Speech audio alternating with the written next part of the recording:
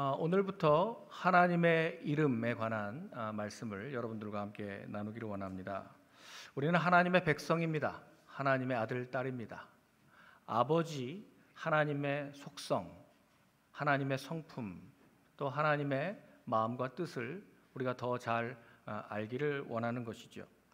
요한복음 17장 3절은 예수님께서 영생에 관해서 분명하게 정의를 내려놓으신 말씀이 있습니다. 영생은 유일하신 참 하나님, 그리고 그가 보내신 예수 그리스도를 아는 것입니다.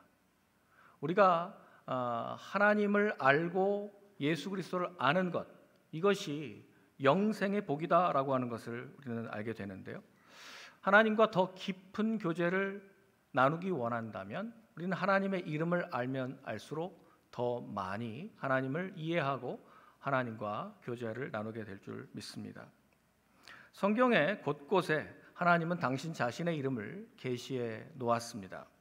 그 이름 하나하나가 그분의 백성들을 향한 주님의 본성과 또 주님의 그 마음을 계시하고 있습니다. 하나님의 백성들이 주님의 이름을 간절히 필요로 할 때 하나님은 그때 찾아가셔서 당신의 그 속성을 보여주시는데요.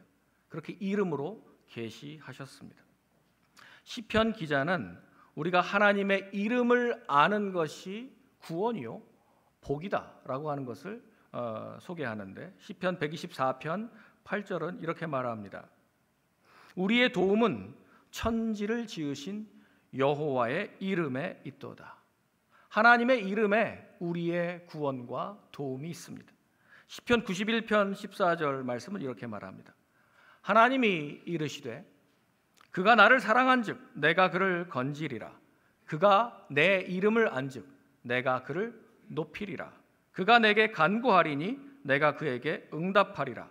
그들이 환난 당할 때에 내가 그와 함께하여 그를 건지고 영화롭게 하리라. 그가 내 이름을 안즉, 우리가 하나님의 이름을 알면 하나님께서 우리를 높이신다고 약속하셨습니다. 그것이 하나님의 이름을 아는 복이죠. 힘입니다. 이사야 선지자는 이렇게 말합니다. 이사야 50장 10절에 너희 중에 여호와를 경외하며 그의 종의 목소리를 청종하는 자가 누구냐? 흑암 중에 행하여 빛이 없는 자라도, 지금 캄캄한 가운데 고통 속에 헤매고 있는 자라도 여호와의 이름을 의뢰하며 자기 하나님께 의지하는 자는 복을 주신다. 하나님께서 당신의 이름을 의뢰하는 자를 구원하신다고 약속하고 계십니다. 이것이 하나님의 이름을 아는 복입니다. 사실 하나님의 이름은 하나라고 할 수 있습니다. 모세에게 직접적으로 당신의 이름을 계시하신 적이 있죠. 출애굽기 3장에 가시나무 떨기 가운데서 당신의 이름을 누구라고 제가 소개하면 되겠습니까? 라고 이름을 물었을 때 분명히 하나님께서는 이름을 계시하셨습니다. 스스로 있는 자. 여러분 출애굽기 3장 14절에 그렇게 말씀하셨죠? 사실 이 주제도 따로 한 줄을 놓고 우리가 좀 나누었으면 좋겠습니다.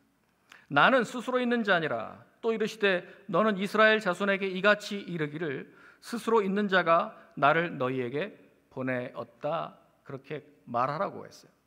바로에게 내 이름은 스스로 있는 자다. 우리가 번역하기가 어려워서 이렇게 번역한 거예요.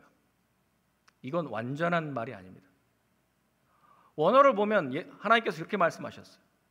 에흐에 아시에르 에흐에 I am who I am. 이 말도 정확하지는 않습니다. 그래서 영어 성경이나 한글 성경의 번역의 한계를 갖고 있어서 이게 지금 이렇게 짧게 여러분들에게 소개하기가 쉽지 않은 말입니다. 그래서 우리 한글은 스스로 있는 자, 야훼, 여호와, 하나님의 이름입니다. 하나님은 영원히 존재하시는 분입니다.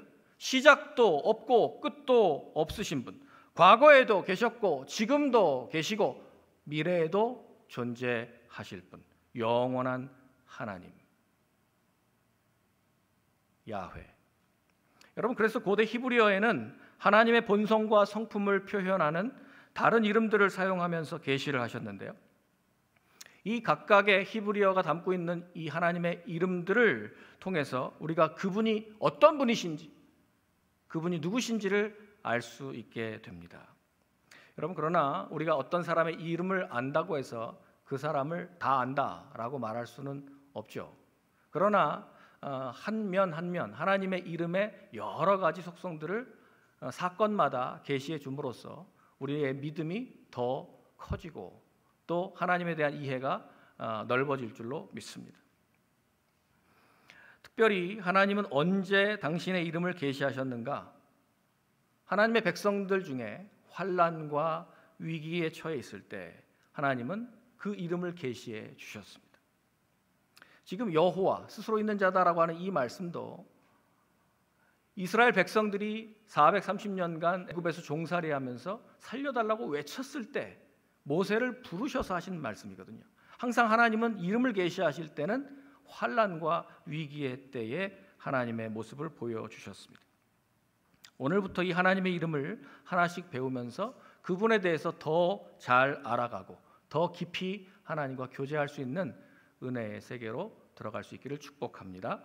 오늘 그 첫 시간으로 엘 엘리온, 엘 샤다이, 사실 두 가지의 다른 이름인데요. 이 두 이야기를 여러분들과 나누면서 시작하겠습니다. 창세기 14장 본문 한번 보겠습니다. 창세기 14장에는 인류 역사상 이 첫 번째로 일어났던 전쟁에 대한 기록입니다. 그돌라오멜이라고 하는 그 왕에게 조공을 바치게 했고 많은 왕들이 그에 연합해서 그와 함께 이렇게 연합군을 편성을 했는데요. 소돔과 고모라 그 두 도시 국가는 여기에 들어갔지 않았죠. 그래서 연합군 그돌라오멜 연합군이 소돔과 고모라를 상대로 전쟁을 벌였습니다. 염해 지금 사해 그 계곡의 그 아래쪽에 보면 시딤 골짜기가 있는데 바로 여기에서 벌어진 큰 싸움에서 이 동맹국 그돌라오멜 동맹국이 승리했습니다. 그 싸움에서 소돔 왕 고모라 왕은 비겁하게 백성들을 버리고 도망쳤습니다. 그리고 군사가 거기 역청구덩이에 빠지면서 그 나머지는 다 산으로 도망가고 또 소돔에 거주하는 아브라함의 조카 롯도 사로잡혀 갔습니다. 모든 소돔 백성들 다 포로로 끌고 가고 거기에서 살던 누구요? 조카 롯도 사로잡혀 가고 재물도 다 빼앗겼습니다.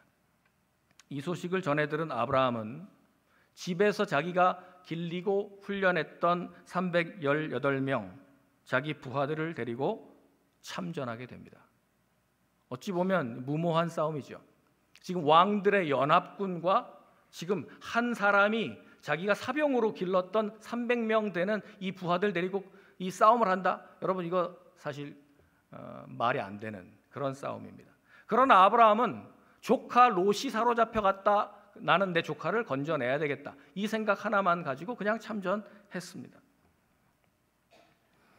125마일 북쪽으로 달려서 단과 지금 갈릴리 북쪽에 단 골란고원 있는 그쪽에 또 다메섹 왼편 호바까지 쫓아가서 그 연합군을 완전히 물리쳐버렸습니다. 놀라운 기적이죠. 그리고 모든 빼앗겼던 재물과 자기 조카 롯과 그의 재물과 또 부녀와 친척들까지 다 찾아왔습니다. 아브라함과 그에게 속한 사람들이 이 연합군을 쳐부수고 돌아올 때 그때 소돔 왕이 사회 골짜기, 왕의 골짜기라는 곳에서 마중 나와서 자기 백성들을 맞이합니다. 얼마나 장엄한 행렬이었겠습니까? 담대한 하나님의 사람 아브라함이 318명의 부하들을 거느리고 또 거기에서 다시 포로로 끌려갔던 소돔 백성들, 고모라 백성들 다 데리고 또 그들이 빼앗겼던 탈취물들, 소와 양과 또 많은 재물들을 다 가지고 돌아오는 것입니다. 개선 장군의 그 승전 퍼레이드죠. 전쟁에서 승리하고 돌아오는 길에 아마도 한 예루살렘 정도에서 누군가가 마중 나온 겁니다. 아브라함은 두 왕과 마주쳤는데 한 사람은 소돔 왕이었고 또 한 사람은 살렘, 예루살렘, 살렘 왕이었습니다. 그 왕의 이름이 뭡니까? 멜기세덱. 살렘 왕의 이름은 멜기세덱입니다. 이 인물은 참으로 신비에 가려진 인물입니다. 성경에 딱 세 구절밖에 안 나와요. 여기 한 번, 시편 한 번, 히브리서 한 번, 딱 세 번밖에 안 나옵니다. 그리고 잠깐 나왔다 사라집니다. 우리는 이 신비로운 인물을 정확하게 이해하지 못합니다. 그 이름은 멜기세덱. 히브리어 정확한 발음은 말키 셰데크입니다. 멜렉 왕, 말키, 나의 왕은 셰데크, 왕, 의로우시다. 나의 왕은 공의로우시다 라고 하는 그 이름 뜻, 의의 왕, 이름이 의의 왕이에요. 살렘, 평강, 샬롬, 평강의 왕. 히브리서에서 증언하듯이 왕이면서 제사장, 이 이중적인 직분을 가지고 있는 이 신비로운 멜기세덱이 의와 평강으로 다스리는 왕이요, 시작도 없고 끝도 없고 출생과 족보도 없이 나타난 그리스도를 상징하는 예표적인 인물이죠. 멜기세덱과 이 아브라함의 만남은 실로 신비로운 사건이었습니다. 먼저 멜기세덱이 제사장으로서 아브라함에게 떡과 포도주를 가지고 와서 그를 축복합니다. 물론 지금 싸움하고 돌아오는 군사들을 지금 힘을 북돋워주기 위해서 빵과 포도주를 가지고 먹인 것이죠. 그런데 여러분, 무엇이 생각납니까? 빵과 포도주, 예수 그리스도의 성만찬. 그리고 왕으로서 아브라함이 11조를 그에게 바칩니다. 그 축복을 받고 11조를 바칩니다. 끝으로 멜기세덱은 그 장면에서 번쩍 나타났다가 순식간에 사라져 버립니다. 멜기세덱은 예수 그리스도와 그분의 사역을 예표하는데요, 성경에 2번 더 언급이 된다고 그랬죠. 1000년 뒤에 시편 110편 4절에서 이렇게 나타납니다. 여호와는 맹세하고 변하지 아니하시리라. 이르시기를 너는 멜기세덱의 서열을 따라 영원한 제사장이라. 멜기세덱, 영원한 제사장. 그 후에 1000년이 더 지난 후에 히브리서 7장에서 한 번 더 언급됩니다. 예수님과 관련하여 증언하기를 네가 영원히 멜기세덱의 반차를 따르는 영원한 제사장이라. 예수 그리스도에 대한 예표로 멜기세덱의 이야기를 하십니다. 이 멜기세덱과의 놀라운 만남 이후에 아브라함은 곧 소돔 왕을 만납니다. 소돔 왕은 습격한 적군의 공격 때 그는 비겁하게 자기 백성 버리고 도망갔던 왕입니다. 나중에 아브라함이 자기 소유와 백성들을 데리고 이제 승리하여 돌아오는 이 모습을 보면서 그 경건한 하나님의 사람에게 당신이 탈취한 이 모든 전리품들은 당신이 다 가져가셔도 좋습니다. 다 가져가십시오. 그냥 다만 저의 백성들, 소돔 사람들만 저에게 보내십시오 라고 말합니다. 사실 아브라함이 포로로 잡혀 있다가 해방시킨 이 소돔 고모라 사람들 때문에 마귀는 격분했을 겁니다. 지금 이 소돔의 죄악이 다른 도시까지 다 퍼뜨려져서 이 모든 나라를 다 멸망시켜야 되는데, 이게 마귀의 계략이었는데, 지금 저 경건한 하나님의 사람이 괜히 끼어들어가지고 영웅이 되고 구원자가 되고 소돔 백성들을 다 구원해내니까, 그것도 오다가 저 멜기세덱이라고 하는 영원한 제사장과 왕을 만나서 축복을 받고, 야 이러다가 내 영혼들 다 뺏기는 거 아닌가. 마귀 입장에서요. 마귀 입장에서. 그래서 마귀는 소돔 왕의, 그 비겁한 소돔 왕의 마음에 질투를 넣습니다. 그래서 아브라함에게 이렇게 말하는 거예요. 당신이 다 가져가십시오. 물건은 다 가져가시고 사람만, 영혼만 저에게 주십시오. 마귀의 탄원이죠.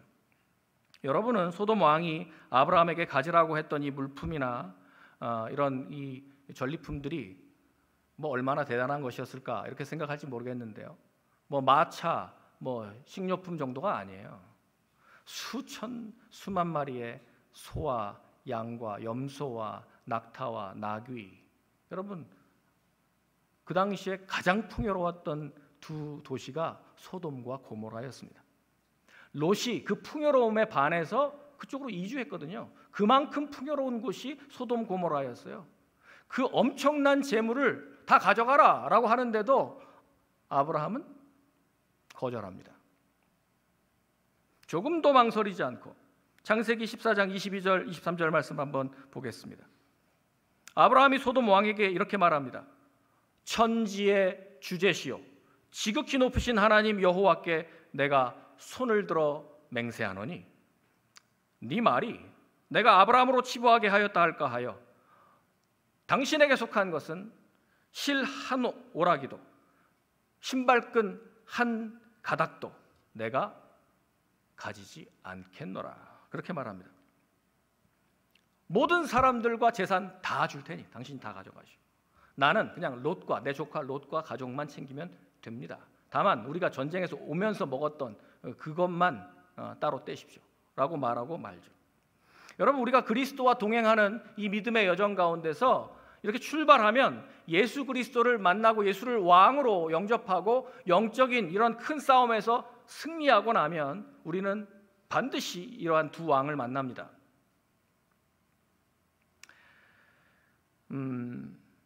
이 소돔 왕과 같이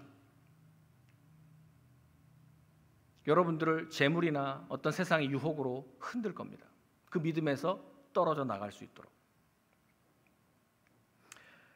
그러나 아브라함은 이때 어떤 결정을 내려야 할지 조금도 흔들리지 않았습니다.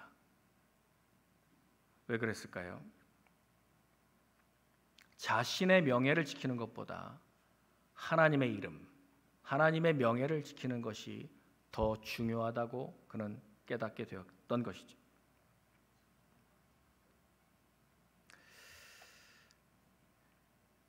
그것은 지금 아브라함이 방금 전에 만났던 멜기세덱으로부터 얻었던 그 축복 때문이었습니다. 그래서 그가 하나님에 대해서 눈을 뜬 거죠.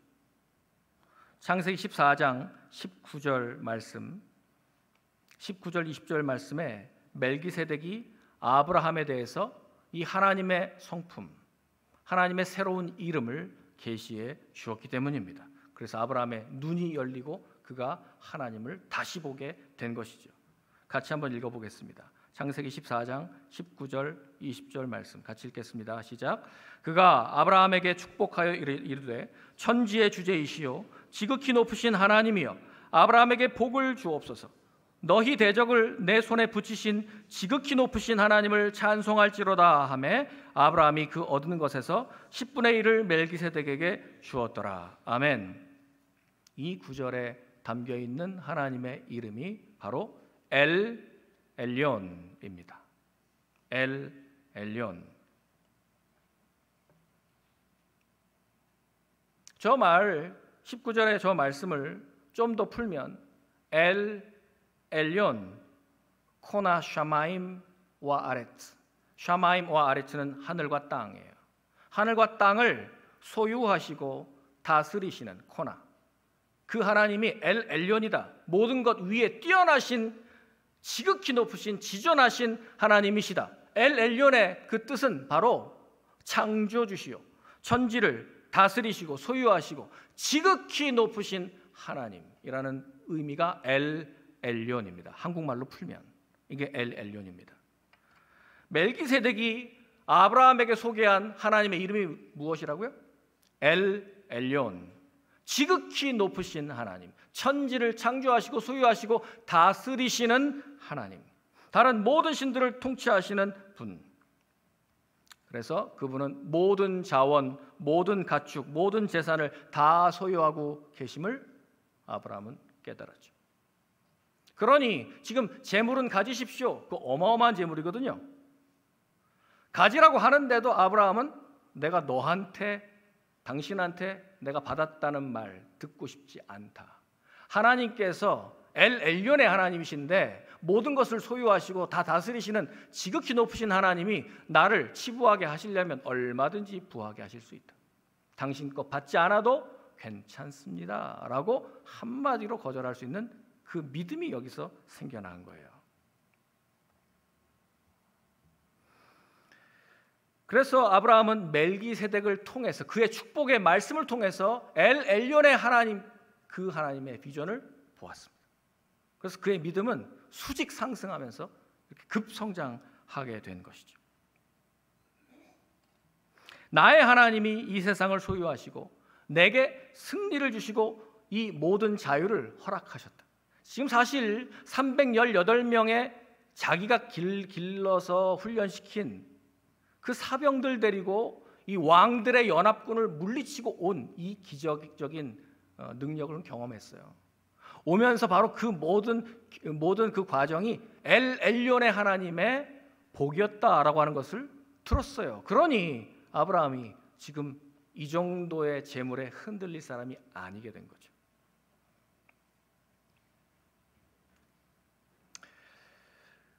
우리 주님은 결코 변하지 않는 분이십니다. 히브리서 13장 8절에 보면 주님은 어제나 오늘이나 영원토록 변하지 않는 동일하신 분이심을 믿으시기 바랍니다. 여러분, 예수 그리스도는 그랬는데 예수 그리스도가 하나님이시죠. 주님은 어제나 오늘이나 영원토록 동일하신 분이심을 믿으십니까? 엘리온의 하나님, 창조주시요 모든 것을 다 소유하시며 지존하신 모든 것 위에 뛰어나신 가장 높으신 하나님이시기 때문에 우리가 그 하나님을 만난다면 웬만한 문제들이 이제 다 발밑으로 떨어지는 것이죠. 아브라함이 그분과 동행하는 길에서 이런 환난과 시험, 자기 조카 롯을 뺏기는 이런 시험에서 그가 참전했을 때 하나님께서는 엘리온의 하나님을 보여주셨습니다. 마귀가 던지는 온갖 시험을 대적할 수 있도록 우리에게 도와주시는 그 힘은 바로 하나님이 엘리온, 지극히 높은 하나님이심을 깨달을 때 우리는 그 힘을 얻게 되는 것입니다. 이 엘리온이라고 하는 이 하나님의 이름을 조금 요즘의 말로 좀 풀어본다면 이렇게 해석할 수 있습니다. 하나님은 모든 것을 주관하십니다. 나의 생애에 우연하게 일어나는 일은 아무것도 없습니다. 다시 말해서 운명적인 일, 뜻밖의 일, 운이 좋다거나 운이 나쁘다거나 하는 일들은 일어날 수 없습니다. 나의 한 걸음 한 걸음이 주님께서 다 정하신 것이며 하나님은 높으신 곳에서 나를 다 보고 계시기 때문에 사탄이 간혹 나를 흔들고 시험을 하더라도 내가 감당하지 못할 시험을 허락하시는 경우는 없습니다. 지존하신 하나님이 반드시 피할 길을 내주실 것을 믿습니다. 아멘. 여러분, 이것이 지존하신 하나님, 엘리온의 신앙입니다. 아브라함은 그가 받은 이 엘리온의 믿음을 가지고 하나님은 지존하신 하나님, 전능하신 하나님이시구나 하는 것을 깨닫고 하나님께 이제 나아갑니다. 창세기 15장 3절에는 그런데 엘리온의 하나님으로도 풀리지 않는 어떤 한 가지 문제가 있었습니다. 아브라함이 이렇게 말합니다. 약간 볼멘 소리로 항변하는 거예요. 주께서 내게 씨를 주지 아니하셨으니 내 집에서 길린 자가 내 상속자가 될 것입니다.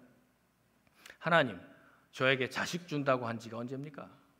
아들 노래를 부르게 해놓고 하늘의 별과 같이 바닷가의 모래같이는커녕 하나라도 주시면서 말씀하세요. 저는 점점 나이 들고 있고 제 아내도 점점 늙고 있고 또 제 아내 아무래도 불임인 것 같습니다. 안 될 것 같아요. 하나님, 그냥 제가 아들처럼 길리운 제 종, 이 다메섹 출신 엘리에셀, 이 친구 참 좋은 친구입니다. 이 친구한테 제가 상속 다 할 테니 이 친구를 상속자로 삼으시고 하나님의 뜻을 펼쳐가시지요. 하나님의 약속, 하나님의 말씀에 대한 불신이죠. 오랜 세월 하나님의 약속을 기다렸지만 자기 아내 사레에게는 출생의 어떤 기미가 보이지 않아요. 그러자 그 아내 사레가 한 가지 꾀를 냅니다. 어떻게 해요? 자기 여종 하가를 아브라함에게 줘서 이 여종을 통해서 아들을 낳으면 되지 않냐. 그래서 여종 하가를 통해 아들을 낳았습니다. 이스마엘을 낳았을 때 아브라함이 86세고 하나님, 제 아들이니까 이 아이를 제 씨로 인정해 주십시오 라고 하는데 그때로부터 하나님께서는 친구같이 날마다 대화하던 아브라함과 이제 대화하지 않으십니다. 침묵하십니다. 그것도 하루 이틀 1, 2년이 아니고 13년 동안. 여러분, 하나님 침묵하시는 거 경험해 보셨어요? 굉장히 괴롭죠. 무섭죠.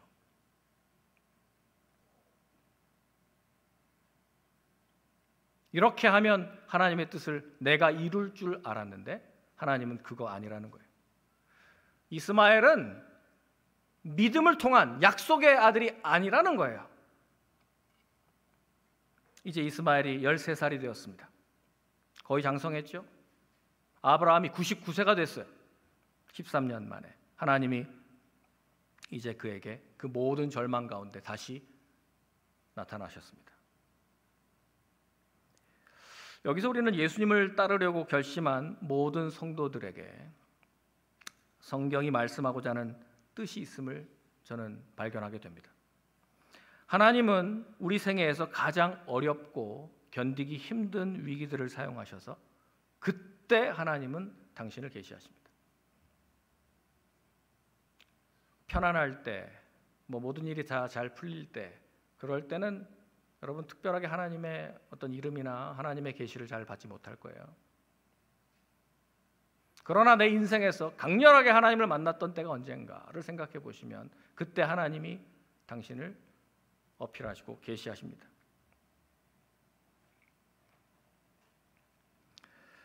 그래서 하나님은 아브라함이 신실하심을 다시 회복하기를 원했어요.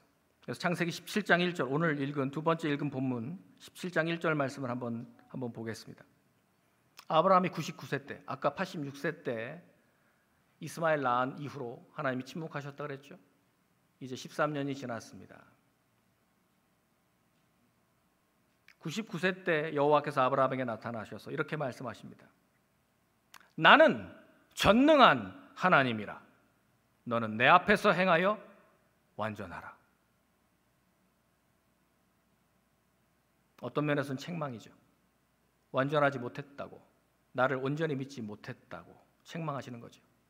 Be blameless before me. 너 완전하게 내가 누구인지를 다시 보여주겠다는 말씀이에요. 여기서 계시하신 하나님의 이름이 전능한 하나님. 저 말의 히브리어 원어가 엘 샤다이입니다. 엘 샤다이. 전능하시고 모든 것에 충족하시는 하나님이라는 뜻이 엘 샤다이입니다. 놀라운 계시를 그는 이 13년간의 괴로운 침묵 끝에 하나님을 만났습니다. 하나님은 그분의 종에게 아주 개인적으로 말씀하셨습니다. 1대1로 아브라함아, 너는 이미 내가 너의 삶의 모든 상황을 주관하고 있다는 것을 이미 배웠다. 나는 너에게 내가 모든 것을 주관한다는 것을 보여주었다. 너의 삶에 우연이 있었느냐? 어떤 상황이나 운명이나 운에 달린 게 있었느냐? 나는 너의 머리고 너의 왕이고 너의 통치자다. 내가 너를 불렀을 때는, 내가 너에게 약속할 때는 그건 그대로 이루겠다는 내 말. 나는 모든 만물을 창조한 창조주며 나의 말은 영원히 불변하다. 이제 네가 믿음으로 행하기 위해서 이해해야 할 나의 이름을 알려주겠다 하는 것이죠. 그게 뭐예요? 전능한 하나님, 엘 샤다이. 나는 모든 것을 통치할 뿐만 아니라 내가 한 말은 반드시 이룬다. 어떠한 장애물도 나의 말이 성취되는 걸 방해하지 못한다. 나는 자연 법칙의 제한을 받지 않는다. 어떠한 사람에 의해서도 속박되지도 않는다.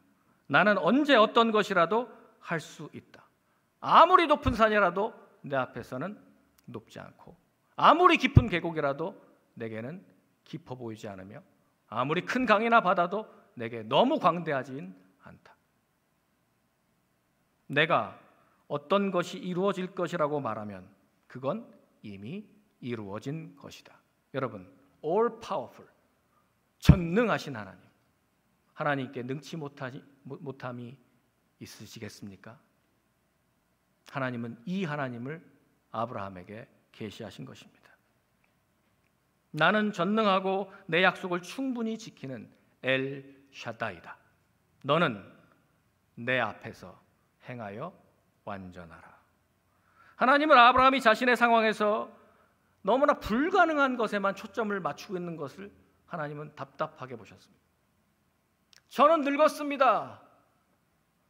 이제 힘이 없습니다. 제 아내 불임 여성인 것 같은데 그나마 경수도 이제 다 끊어졌습니다. 월경도 안 합니다. 이제 인간적인 모든 어떤 가능성은 다 끝났습니다. 어떻게 하겠다는 겁니까, 하나님? 이런 상황에서 하나님은 나는 전능한 하나님이라, 내 앞에서 행하여 완전하라고 말씀하신 거예요. 그분은 무에서 유를 창조하신 하나님이시며 불가능을 가능하게 막 바꾸시는 전능하신 하나님입니다. 아브라함은 이 계시를 받았을 때 하나님은 능치 못함이 없는 분이심을 그가 이제 믿게 된 거죠. 그래서 여러분, 로마서 4장 20절 아브라함에 대한 이야기를 사도 바울은 이렇게 말합니다. 아브라함은 믿음이 없어 하나님의 약속을 의심하지 않고 믿음으로 견고하여져서 하나님께 영광을 돌리며 약속하신 그것을 또한 능히 이루실 줄을 믿었습니다. 할렐루야. 이제 아브라함의 믿음이 전능하신 하나님을 믿을 만큼 성장한 것이죠.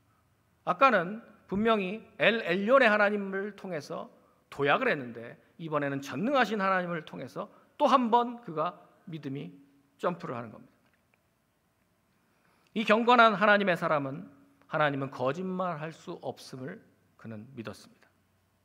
그리고 하나님의 약속을 믿은 결과 이듬해에 100세에 이삭을 얻었고 이제 아브람에서, 위대한 아비라고 하는 아브람에서 아브라함, 열국, 모든 민족들의 아버지라고 하는 아브라함으로 이름이 바뀌게 됐습니다.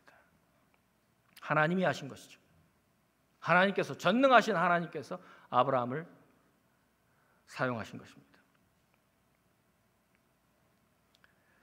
우리가 경건하게 하나님과 더불어 동행하며 살 수 있는 비결은 하나님의 이름을 통해 하나님의 계시를 받아들이는 것입니다. 우리의 의지, 우리의 지식, 우리의 어떤 경험, 그것을 의지하는 것이 아니라 하나님의 계시, 하나님의 그 속성을 의지하는 것. 그럴 때 우리가 하나님의 약속을 확신할 때 우리는 전능하신 하나님을 깨닫게 되는 것입니다.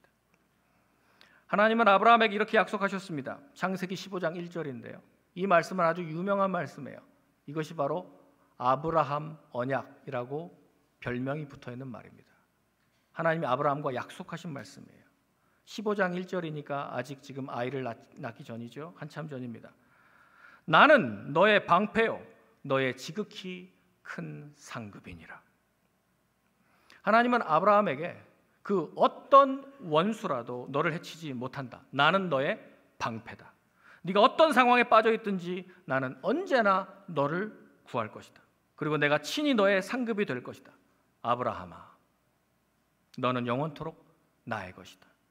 나 자신이 너를 부양하고 보호하고 너를 보존할 것이다. 너의 지극히 큰 상급이 될 것이다. 여러분, 왜 이런 약속이 아브라함에게 중요하죠? 그는 참으로 악하고 음란한 세대 가운데 그러한 사회 속에서 살았습니다. 그런데도 전능하신 하나님 엘 엘yon, 지극히 높으신 하나님의 아들로서 그는 거룩함을 유지할 수 있었던 비결이 바로 이 하나님을 믿었기 때문입니다. 바로 그 요단강 하류 소돔과 고모라, 롯이 갔던 바로 그 땅은 죄악이 가득 차서 이제 하나님이 곧 불로 멸망시키려고 작정하셨습니다. 하나님은 이러한 죄악된 사회에서 아브라함을 거룩한 사람으로 만들어 주셨습니다. 그렇게 될 수 있었던 이유는 아브라함이 하나님을 온전히 믿었기 때문에, 하나님이 하신 그 계시와 그의 이름을 분명히 붙들었기 때문입니다. 오늘날 우리도 마찬가지죠. 저는 하나님의 이 언약의 이름들에 대한 계시를 깨달으면서 우리가 바로 경건한 삶을 살 수 있게 된다고 믿습니다. 여러분은 전능하시고 모든 것에 충족하신 엘샤다이의 하나님을 믿으십니까? 이 사실이 아마도 아브라함처럼 이런 위기의 때에 하나님을 직접 만날 때 경험하게 될 것입니다. 이제는 아브라함처럼 여러분 자신의 약함, 또 내 무능, 내 부족, 내 한계, 여기에만 초점 맞추지 마시기 바랍니다. 그 대신에 여러분에게 주신 하나님의 언약의 약속을 믿으실 수 있기를 바랍니다. 전능하신 하나님은 여러분들을 보호하시고 구원하시고 여러분들을 사용하셔서 반드시 하나님의 약속을 우리에게 보여주시는 분이십니다. 하나님의 뜻대로 살 수 있도록 인도하시고 그분의 성령을 우리에게 부어주셔서 모든 죄를 도말하시고 무한한 사랑으로 우리를 구원해내시는 분, 전능하신 엘샤다이의 하나님, 그 이름의 계시를 믿음으로 하나님의 약속을 여러분의 것으로 취하시고 엘 엘yon, 지극히 높으신 지존하신 하나님, 엘샤다이, 전능하신 하나님, 그 이름에 합당하게 생활하시는 하나님의 자녀들 될 수 있기를 주의 이름으로 축원합니다. 기도하겠습니다. 찬양팀 올라오고 함께 찬양하겠습니다. 기도하겠습니다. 창조주시오 지극히 높으신 엘 엘론의 하나님을 찬양합니다. 아브라함이 믿음이 없어 하나님을 온전히 의지하지 못하고 인간적인 자구책으로 실수를 범했을 때, 그래서 하나님 오랫동안 침묵하셨을 때, 이제 우리의 모든 가능성은 끝났다고 포기했을 바로 그때, 99살 모든 희망이 좌절되었을 그때에 나는 전능한 하나님이라 엘샤다이 하나님을 만나게 해주셨습니다. 그리고 하나님은 약속대로 이삭을 주시고 땅의 모든 족속이 아브라함을 조상이라고 부르게 하셨습니다.